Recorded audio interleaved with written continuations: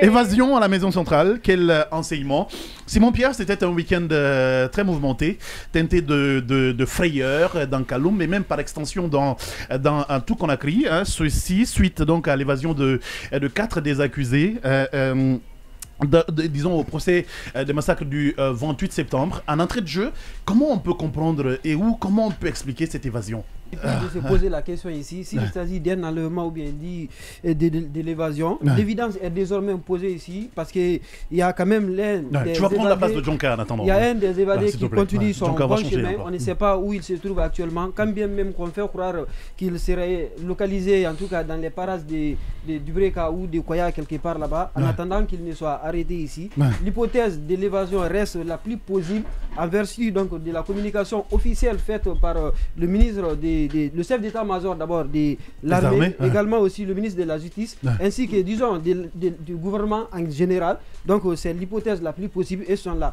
Mais moi la question c'est à ce niveau du procès, hein, ce qui peut bien motiver les uns les autres à s'évader. Moi c'est la question. Justement, c'est ce qu'on s'était dit. En tout cas, pour moi, ça m'a paru être une bêtise humaine. C'est une bêtise humaine. À partir du moment où les phases donc l'une des phases les plus importantes, parce que toutes les phases sont importantes dans un procès, mais n'est-ce pas, on attend désormais ce qu'on appelle la déposition des témoins quand même, et qu'on essaye de s'évader. Je pense bien que c'était mal réfléchi. C'est en tout cas mettre et donner la thèse, c'est-à-dire confirmer la thèse donc de ces co-accusés, donc qui avaient brandi, donc qui avaient fait état de ce qu'on appelle ici des charges contre donc ces personnes qui ont tenté de s'évader ici.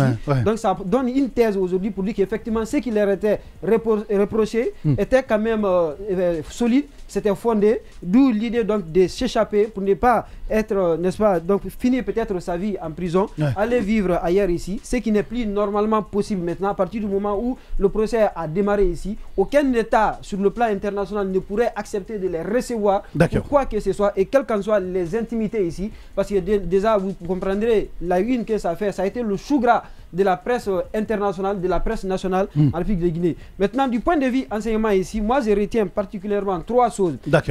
Il y a eu ce qu'on appelle une négligence de la part des forces de défense et de sécurité, parce que quelqu'un ne peut pas dire à plusieurs reprises que de ne pas considérer son père comme étant prisonnier et que son papa ne fera pas. Ah, tu parles du fils Pivi? Bien entendu, de Verny.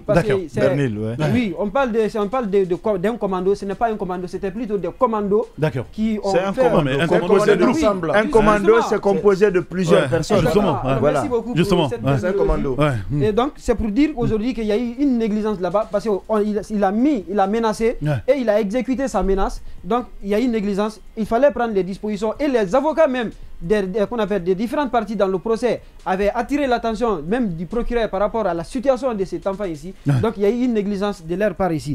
Également aussi, ça a mis en nu ce qu'on appelle ici le mythe, en tout cas de Kaloum, parce que moi jusqu'à maintenant là, parce que j'ai l'habitude de fréquenter... Pas de Kaloum, mais peut-être de la maison centrale. Oui, moi, pas de la maison centrale, parce que la ceinture qui existe à partir de Koléa, disons, à partir du pont mi-novembre d'ailleurs. De donc à maintenant partir à Kaloum, et que des individus se seraient introduits, partir à la maison centrale, faire sortir des gens là-bas, devant là-bas, dépasser combien de camps militaires là-bas. Donc moi, je me suis dit que finalement, il n'y a pas de sécurité infaillible, il n'y a pas de sécurité imperméable, donc tout le monde est exposé à un danger. Mais il faut surtout apprécier ce qu'on appelle la réactivité dont a fait preuve l'armée guinéenne par rapport à cette situation. Moi, j'ai surtout apprécié cela parce que c'est difficile quand même, en tout cas, de prévoir ces situations pareilles ici.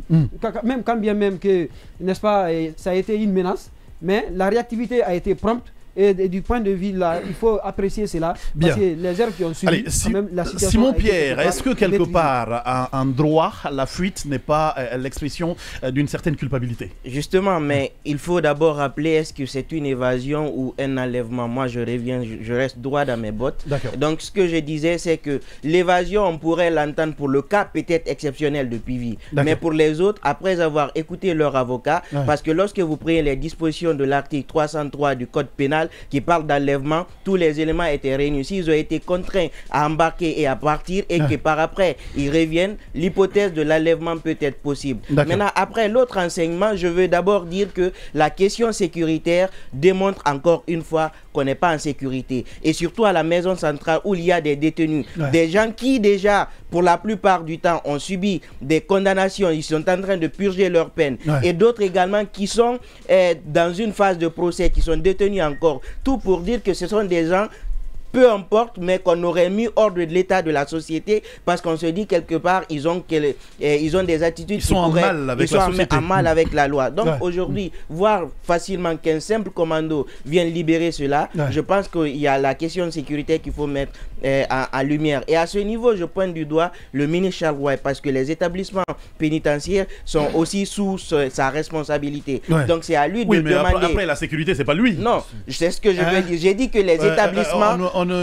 les gardes pénitentiaires ne sont pas armés. Permet que je vienne. Moi, ce qu'on me contredit. Permet que je termine. Je disais que c'est sous sa responsabilité. C'est à lui de faire la demande au ministre de la Défense et au ministre de la Sécurité pour avoir plus d'argent pour assurer la sécurité. Oui, mais Simon Pierre, il y en avait plus. Parce que est-ce que tu circules dans Kaloum? Non, mais quand je dis il y a plus, quand c'est entre 18h et 19h. Quand je dis d'assurer la sécurité, quand je dis la sécurité, c'est pas que le nombre, c'est aussi les équipements. Donc aujourd'hui, c'est le ministre qui doit faire cette demande. Maintenant, en termes d'enseignement, tout à l'heure, le ministère de la Justice a dressé le bilan parce qu'il y a eu 9 morts publiés officiellement par le ministère de la Justice. Donc c'est pour dire qu'à tout moment... Donc 4 du côté des enseignants. 4 du côté... Bon, ils n'ont pas fait cette distinction, mais ils ont dit qu'il y a 9 morts et des blessés. Maintenant, l'autre chose que je veux dire, c'est qu'on a quand même vu le procureur général qui, en tout cas, a fait injonction au procureur près le tribunal militaire de mener des enquêtes autour de capitaine Moussa Dadis, de Kieboro, des mises en cause. Donc il faut le dire comme ça. Mais moi, ce qui m'a quand même surpris, on demande de faire une enquête et subitement il y a quand même un décret qui sort qui radie 80 personnes. Qui radie 80 personnes, y compris peut-être que c'est allé très vite, y compris les 3, excepté le capitaine. Donc moi je me dis aujourd'hui, à un moment donné, on peut pas aller. Non, il n'était plus militaire. Il n'était plus militaire.